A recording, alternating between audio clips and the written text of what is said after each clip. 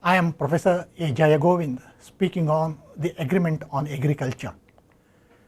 The Agreement on Agriculture represents an uneasy compromise between the European Community and the USA.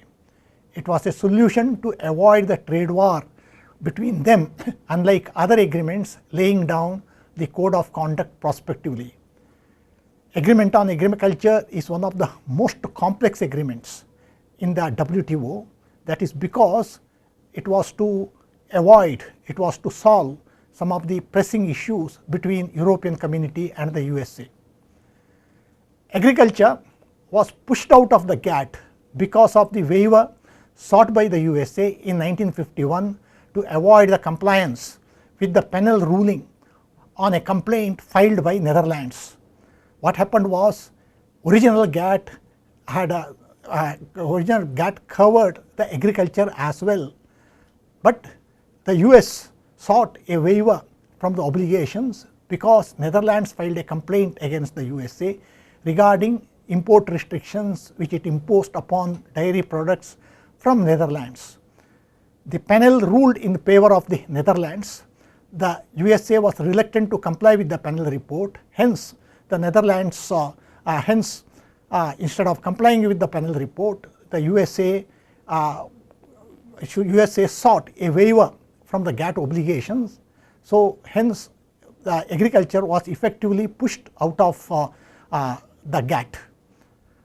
The Uruguay round was prolonged because of the issues relating to agriculture. Both the USA and EC had a huge agriculture surplus, mainly arising out of the subsidy payments. Hence, their main focus was upon providing for market access and the reduction of domestic support, including the export subsidies. Here, what happened was, the USA was the highest exporter of the agricultural products and also second highest importer. European Community was the highest importer of agricultural goods and second highest exporter. Both of them had a lot of agriculture surplus to dispose of. They wanted other countries to open up their markets. At the same time, this agriculture surplus was due to various subsidies given to agriculturists. The US and EC wanted to reduce these subsidies, but vested interests were opposing for any reduction. Hence, there was an effort to build agriculture subsidy reduction into the WTO agreement. Well, agreement consists of three parts actually. One is relating to market access, another is relating to domestic support, third relating to export subsidies. With regard to market access, Article 4 provides that all countries must convert their non-tariff barriers into tariffs and reduce them over a period of time. And under Article 2, no member shall use any non-tariff barrier thereafter. There were a number of non-tariff barriers such as quantitative restrictions, voluntary export restraint, etc., etc. All members are supposed to convert these non-tariff barriers into tariffs, and these tariffs have to be reduced over a period of time. Developed countries are expected to reduce these tariffs by 36% over a period of 6 years starting from 1995, while developing countries reduce them by 24% over 10 years. The developing countries were shortchanged here since they had very few non-tariff barriers, whereas developed countries had lots of non-tariff barriers. Hence, there was not much liberalization at the end of the implementation period. Because of large number of non-tariff barriers, the tariff barriers or tariffs on agricultural products were very much high in developed countries.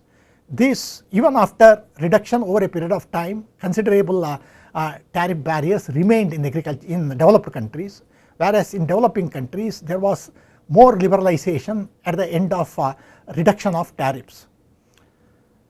The Agreement on Agriculture aims at market-oriented agriculture trading system, but practically for every country, agriculture is too fundamental and sensitive to subject it to the market forces. This is the dilemma which continues even to this day.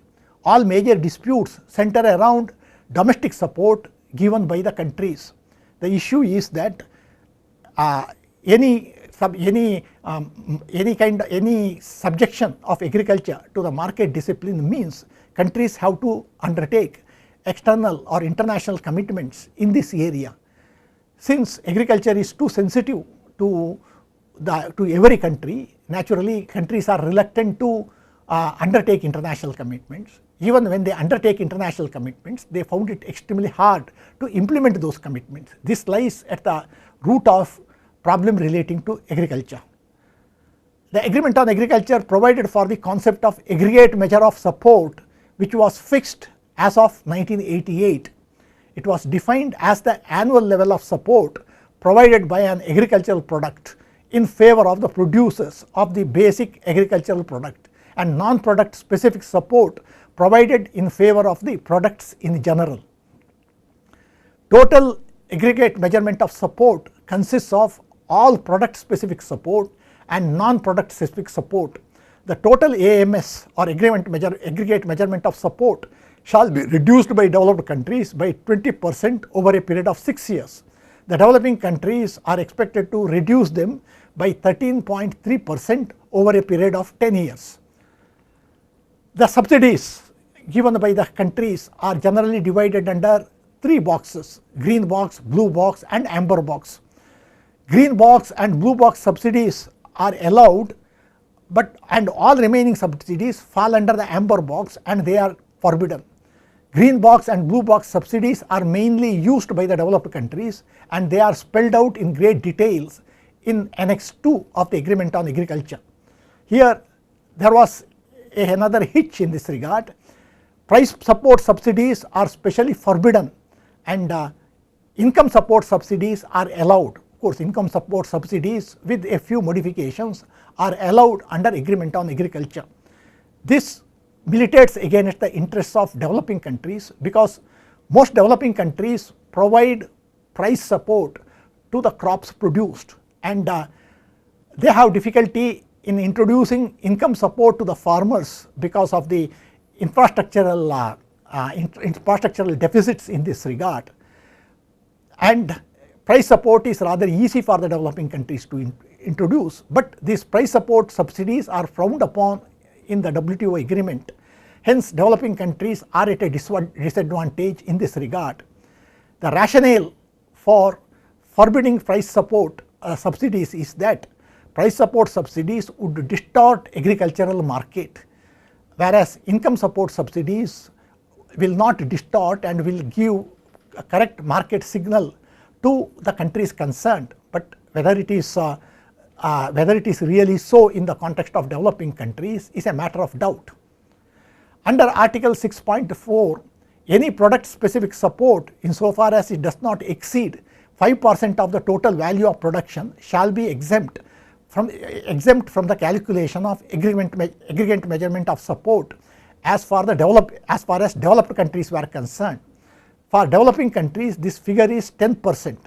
Annex 2 spells out green box and blue box subsidies exempt from the reduction commitments. Green box subsidies basically refer to various types of governmental measures which give various kinds of support to the agriculturists, such as environmental subsidies, research subsidies, subsidies given to research, subsidies given to marketing, so on and so forth. All these things come under the green box subsidies. As far as blue box subsidies are concerned, they are the subsidies given to the agriculturists to limit the production of a particular commodity or to limit the number of livestock used in agriculture. These blue box subsidies are something peculiar to the developed countries. For most of the developing countries, the problem is actually to enhance the agricultural output. But most developed countries have a problem of agricultural surplus. They want their farmers to reduce the agricultural production. They provide some kind of income support to the farmers so that they don't grow agricultural produces beyond certain limit.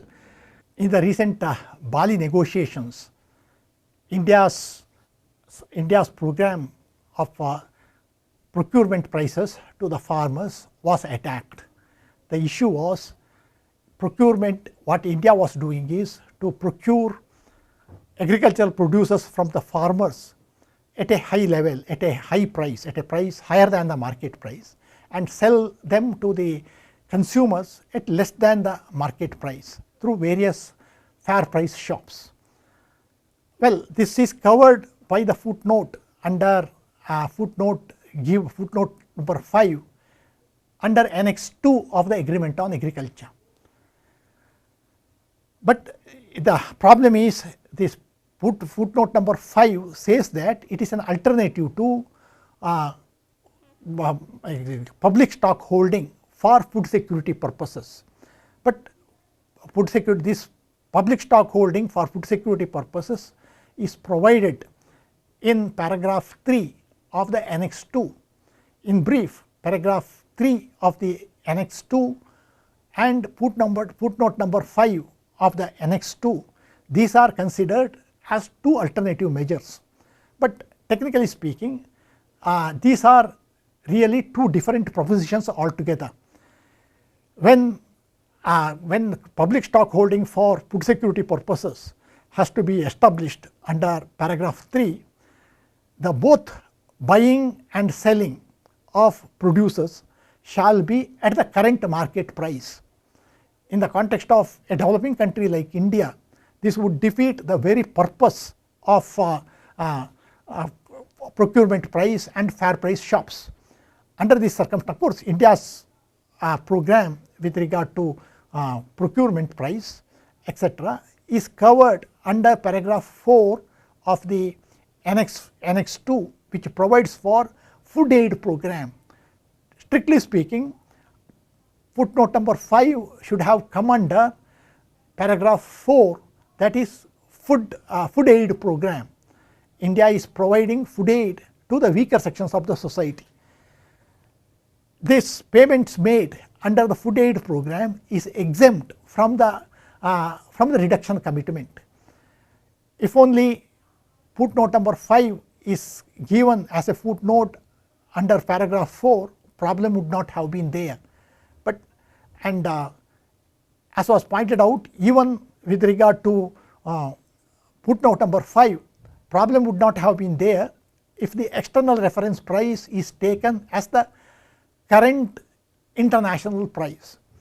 This is logically so, because whatever subsidy given under footnote number 5, that is difference between administered price and external reference price, would be still within the 10% limit as provided under the WTO agreement, provided external reference price is taken as current market price.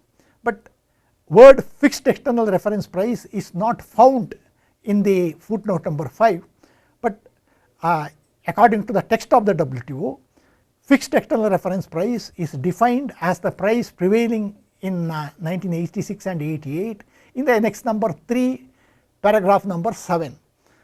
Now, combining paragraph 7 of Annex 2 with footnote number 5 under Annex 2, I mean, that is, technically speaking, you have to read fixed external reference price under footnote number 5, which is simply not there. It is really a kind of technical problem which somewhat was ignored at the time of negotiation on agreement on agriculture. You see, agreement on agriculture comprises several mathematical formulations, such as 20% reduction over a period of 6 years, so on and so forth. All these were really inserted into the agreement on agriculture to take care of the problems between the USA and EC. But subsequently, they were sought to be imposed upon the rest of the world. Rest of the world many times did not realize its implications. In fact, during the negotiations itself, it was pointed out by the GATT Secretariat that taking this highly narrowly technical viewpoint might disturb, might frustrate some of the WTO provisions. This is one instance in this regard. There is no rhyme or logic in using prices prevailing in 1986 and 88 for this purpose, for the purpose of calculating the subsidies. But it is there, and India has been wrongly accused of violating the WTO discipline.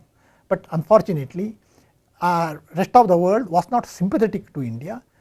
The reason for this could be, as was pointed out in some foreign newspapers, not Indian newspapers, is that India has a large food stock holding, and India's problem now is India has acquired lot of foodstuff from the farmers. There is not sufficient facility to distribute them among the needy sections of the society, and foreign newspapers report that India is downloading quite a bit of these food stock holdings in the international markets, and many developed countries fear that if India sells this huge amount of grain in international market, it would upset the interests of many developed countries. Well, whether it is really so, how far it is true, we are not in a position to assess. But one thing is certain, when large number of people go hungry and a large number of children are malnourished, if India is selling its food acquired at a high prices in international market at a low prices, it would be nothing less than a crime against Indian people. So I hope India will not indulge in these kinds of activities hereafter. Probably in the days to come, when food security enactment is properly implemented, India may require to use all these food stock holdings to provide food security to Indian citizens. Recently, India ran into problem with regard to the domestic support given to its agriculturists. India has been operating price support program for wheat and paddy. Commission on Agricultural Costs and Prices, a statutory body, fixed the minimum support price, that is MSP, in such a way as to cover costs and reasonable profits for farmers. Hence, the prices paid to the farmers could be above the market price most of the time. This was intended to prevent the price fluctuation and put the farmers in difficulty. And this has created some complications. This falls under price support mechanism. India has been with the government policy to ensure food security, there is a likelihood of the specific support exceeding 10% limit. Hence, the India sought exemption for food security purpose. This was the main issue in the recent Bali round of the negotiations. The relevant legal provisions in this regard are Para 3 and footnote 5 of the Annex 2 of the Agreement on Agriculture. Para 3 of the Agreement on Agriculture provides for public stock holding for food security purposes, and expenditure incurred would be exempt from the reduction commitments. But it must be noted here that while building up this public stock holding for food security purposes, both purchases and sales should be at the current market prices. In other words, this operates more like a buffer stock, to ensure any shortfall of production at a given point of time. This is more suitable in the context of developed countries, and this does not take into account the problems of the weaker sections of the society who do not have sufficient income to buy agricultural produces. Hence, there is a problem in this regard. Footnote 5 provides for an alternative scheme whereunder the purchase and sale would be at administered prices, but in such cases differences between acquisition price and external reference price shall be accounted for in the aggregate measurement of support.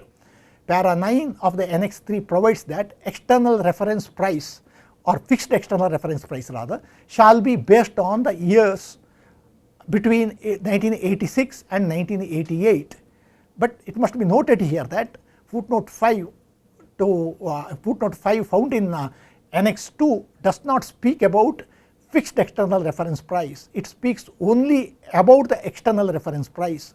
The logic is that when the acquisition price is at a high level, the difference between acquisition price and external market price should be counted while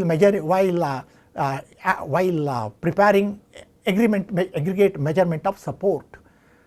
Now, normally speaking, external reference price should be international price prevailing at that point of time, but fixed external reference price provided in paragraph 7 of the Annex 3 speaks of reference prices or market prices prevailing between 1986 and 88. This is completely illogical because prices prevailing in 1986 and 88 would be totally irrelevant to the prices in the 1912, 13, 14 because of the inflation and because of various other considerations. But still, agreement on agriculture insists upon fixed external reference price as the price prevailing in the international market between 1986 and 88. Logically, to calculate the domestic support in the case of procurement, the difference between procurement price and international market price at the given time should be taken into account. International price as of 1986 and 1988 does not make any sense, but still India could not muster adequate support in the Bali round. India is right in insisting on specific exemption for food security purpose and refusing to agree to trade facilitation agreement. In the absence thereof, there is a standstill in the WTO. India is wrongly accused of blocking WTO negotiations. It may be noted that developing countries refuse even to obey WTO rulings in the agreement on agriculture. Upland cotton case is an example in this regard. Coming to this upland cotton case, Brazil filed a complaint against the USA for cotton subsidies which the USA gives to its cotton farmers. A panel established by the WTO found that USA subsidies given to the cotton farmers were illegal as per the WTO agreement, but still the USA dragged its feet on implementation of this agreement, of this verdict. Even after a few years, USA was not in a position to implement the verdict of the panel established by the WTO. Then what the US did was US entered into a compromise with Brazil, whereunder it would make some payment to the Brazil, and Brazil would not press the claim further. And accordingly, the US made payments for a few years and thereafter stopped the payment. Then the Brazil threatened the US with retaliatory measures by way of punitive tariffs. At that stage, USA entered into negotiation with Brazil and promised a lump sum of money, whereunder the Brazil would withdraw the suit completely. This is totally against the WTO dispute settlement mechanism. A member is supposed to implement the verdict of the panel or appellate body as the case may be. Now, the result of this this outcome is that many West African countries whose sole source of livelihood was cotton, they were very badly affected. How? They were not in a position to move against the USA partly because of their heavy dependence on the USA, and also they could not afford heavy cost of litigation inside the WTO. Had the USA complied with the verdict given in the upland cotton case, West African cotton farmers would have been benefited.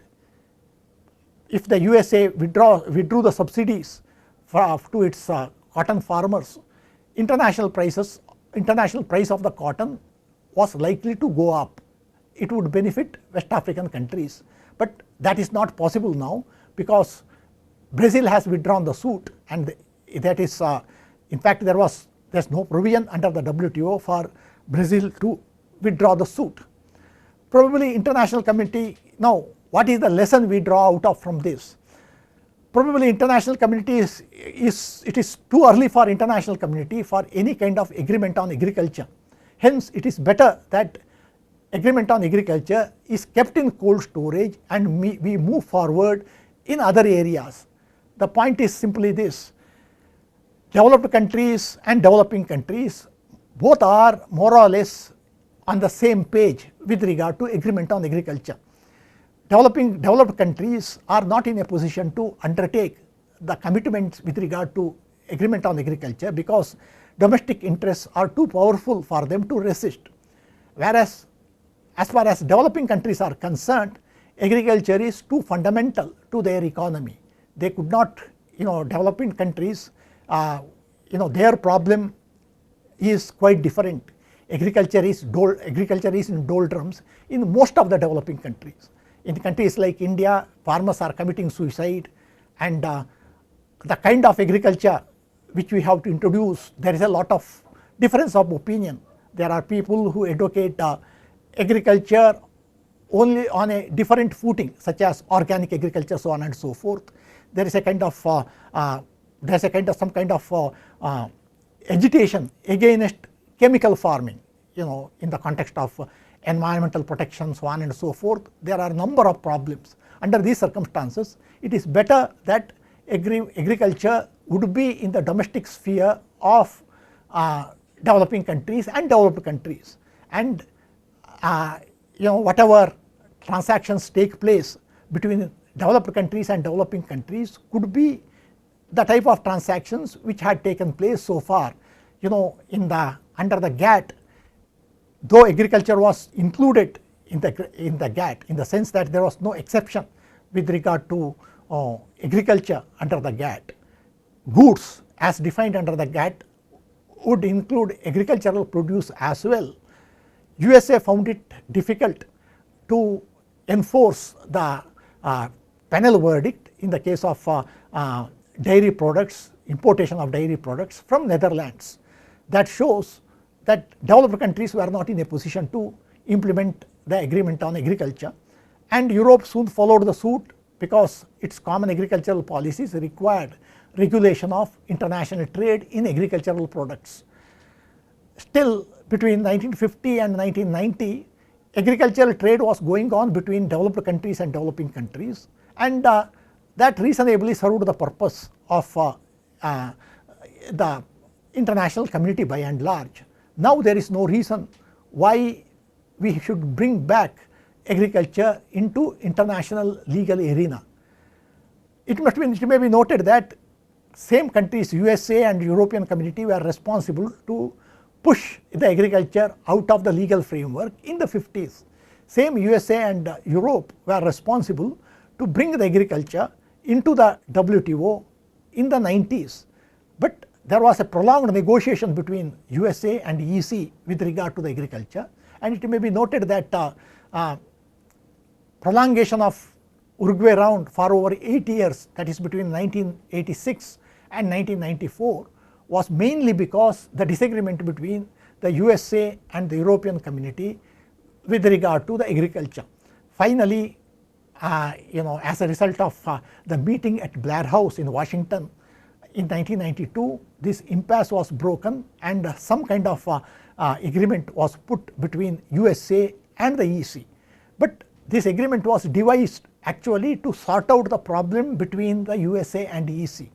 But the unfortunate thing is, these provisions which were negotiated between USA and EC were imposed upon the rest of the world, and in fact they were thrust down the throat of the rest of the world, and rest of the world has been suffering as a result of this imposition. So hence the logical solution should be, let agriculture be kept out of the agreement on agriculture. In a sense, agreement on agriculture is already out of the scope of agreement on agriculture, because peace clause provided in the agreement on agriculture says that beyond the period of implementation, once the period of implementation is over, whatever subsidies you give can be subjected to the disciplines provided under subsidies and countervailing agreement on subsidies and countervailing measures. Now, technically speaking, it is possible for a country like India to impose countervailing duties on the importation of food products from the USA or from the EC. But despite the legal authorization to do so under the peace clause, no country has so far resorted to countervailing duties. That is because of the pressure from the developed countries. So, under these circumstances, it is better make the peace clause some kind of permanent and take away the agreement on agriculture. Let every country shape its agricultural policy in the way it deems fit. That would be in the interest of the entire international community. Now, to review whatever we have covered so far, as I told you, agreement on agriculture was there in the original GATT, but it was in the sense that GATT, the definition of the goods did not exempt the agriculture, but still the US in a case involving Netherlands with regard to dairy products, the panel found that the US was wrong in restricting the imports of dairy products from the EC. Hence, that when the panel ruled against the US refused to obey the panel ruling. It sought the waiver. Under the GATT, there is a provision for the waiver, provided a special majority of GATT members agree to that particular waiver. It is not that other countries were happy about this waiver, but given the predominant position of the USA in the international arena, other countries could not resist. Now, once the US sought the waiver to take the agriculture out of the GATT, EC followed the suit immediately. What the EC did was, in pursuance of its common agricultural policy, it also sought waiver. When both USA and EC freed themselves from the obligation with regard to agriculture under the GATT, practically agreement on agriculture went out of the GATT. Of course, rest of the world did not really bother about it. Each country pursued the agreement on agriculture in its own way. This continued for a long period of time. Then came the WTO regime on agreement on agriculture. It provided for disciplines in three areas mainly. One is in the area of market access, another in the area of domestic support, and third is in the area of export subsidies. The greatest advancement on agreement on agriculture is with regard to the market access. What was provided was all non-tariff barriers shall be converted into tariffs, and these tariffs must be reduced over a period of time. Differential periods were given to the developed and developing countries.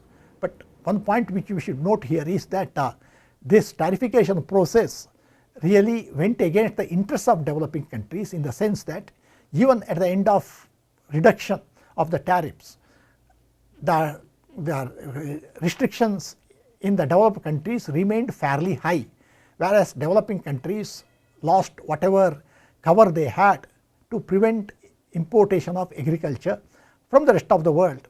A country like India could somehow survive the onslaught of agricultural import from the rest of the world, because India had lots of quantitative restrictions for the balance of payments purposes. For a long period of time, India was imposing heavy quantitative restriction on every good, including agricultural product. Hence, there was not much of a problem, but India is likely to face the problem hereafter, because India was asked in India quantitative restrictions case to dismantle all quantitative restrictions. Well, India is facing rather some problem in this regard. Now, domestic support, as we have seen that India had its own price support program. In the recent time, India has been making effort to move towards income support methodology. All Aadhaar schemes and every Indian to have a separate bank account, so on and so forth. These are all measures in direction of providing for income support. But many developing countries may find this very difficult, and as I told you, price support is not only the only way available to the developing countries, and it is necessary for providing the food security as well. You see, farmers have to be supported, and to provide support to the farmers spread all over the country, price support mechanism may be the only way out. Hence, India's opposition to any kind of, I would say opposition, India's insistence on price support may be needed, and India has run into difficulties as I explained in this regard.